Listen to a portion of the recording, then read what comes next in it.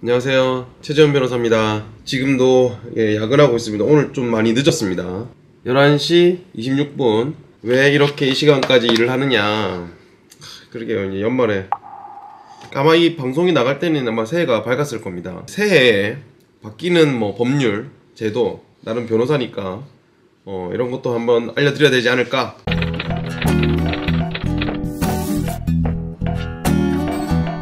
새해 바뀌는 법률, 새해 바뀌는 제도, 중요한 것들, 필요한 것들 위주로 설명을 드리려고 합니다. 근로기준법 최저임금 기준이 바뀝니다. 최저임금,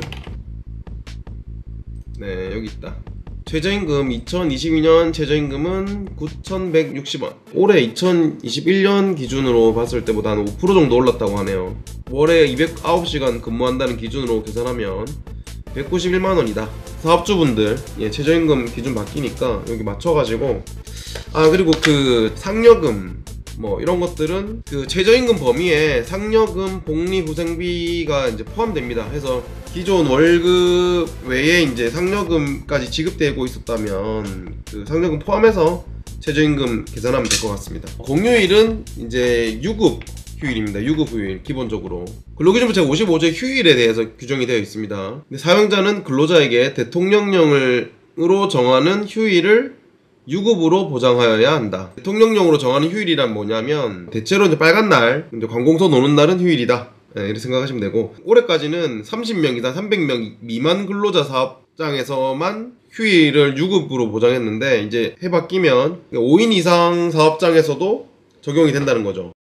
형사소송법이 많이 바뀝니다. 또 올해에도 2021년 1월 1일부터도 많이 바뀌었었는데, 경찰과 검찰의 어떤 수사권 이런 조절 등이 있었기 때문에 그런 것들이 좀 있었죠. 올해 2022년 1월 1일부터는 또 중요한 게 하나 있어요. 검사가 작성한 피의자의 신문조서에 대해서도 재판상 변호사나 피의자가 내용을 부인을 해버리면 증거 능력이 없습니다. 원래 경찰 단계에서 작성된 피의자 신문조서는 내용을 부인한다, 이 내용을 인정할 수 없다라고 하면 증거 능력이 없었어요. 재판상 쓸 수가 없었는데, 검찰에서 만들어진 피의자 신문조서는 쓸 수가 있었거든요. 2022년 1월 1일부터는 그것도 바뀝니다. 2022년 1월 1일부터는 바뀝니다. 이렇게 빨간색으로 표시되어 있습니다. 검사가 작성한 피의자 신문조서는 피의자였던 피고인이 내용을 동의한 경우에만 사용할 수 있다.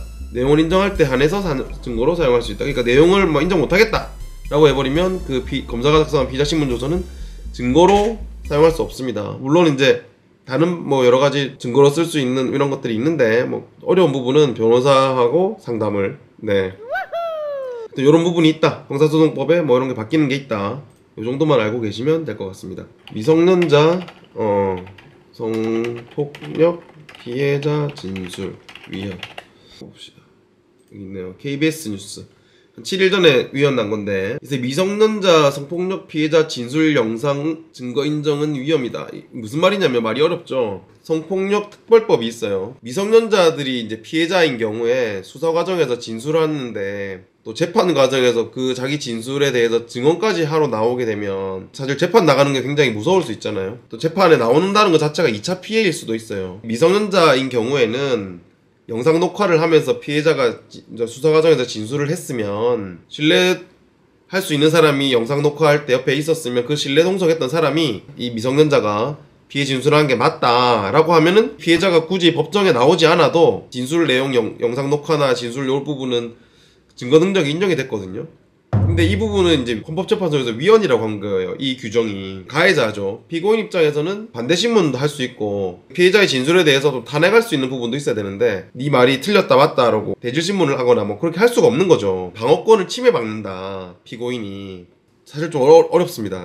왜냐면 피고인 입장에서는 이 피해자가 거짓말한다고 주장하는 경우도 있을 수가 있고, 실제 거짓말하는 경우도 있었고요. 반대로 피해자 입장에서는 내가 또 법정에까지 나가서 내 진술이 맞다고 진술을 해야 되냐, 더 이상 이 사건을 잊고 싶다, 쉽지 않은 부분인데, 이번에 헌법재판소에서는 미성년자의 진술과 관련된 이 법률 조항을 위헌이다라고 판단을 했습니다. 또 바뀌거나 보완되는 입법 조치가 또 있을 것 같긴 한데 좀 지켜봐야 될 것 같긴 합니다. 도로교통법상 횡단보도에서 녹색 불일 때 아예 아무도 없고 하면은 모르겠는데, 저 멀리서 누가 발이라도 횡단보도에 딱 걸쳤다 이러면은 그 횡단보도를 절대로 지나가서는 안 됩니다. 우회전하는 경우에 횡단보도에서 범칙 금액이 많이 높아졌어요. 2021년 10월 19일날 바뀐 겁니다. 시행령. 이 시행령은 2021년 7월 1일부터 시행됩니다. 7월 1일부터 적용되는 거예요. 횡단보도 보행자 횡단방해 하는 경우에는 승용차 같은 경우는 6만원의 범칙금이 생깁니다. 이게 이제 7월 1일부터 적용되는데 중앙선 침범하고 같은 수준인 거죠. 모든 차 운전자는 보행자가 횡단보도를 통행하고 있을 때는 보행자 횡단을 방해하거나 위험을 주지 않도록 정지해야 된다라고 되어 있습니다. 횡단보도에 발이 한 발이라도 걸쳐 있을 때는 보행 중이기 때문에 정지를 해야 됩니다. 요거는 옛날부터 시행이 주고 있었는데 범칙금 기준이 높아졌어요. 또 참고하십시오.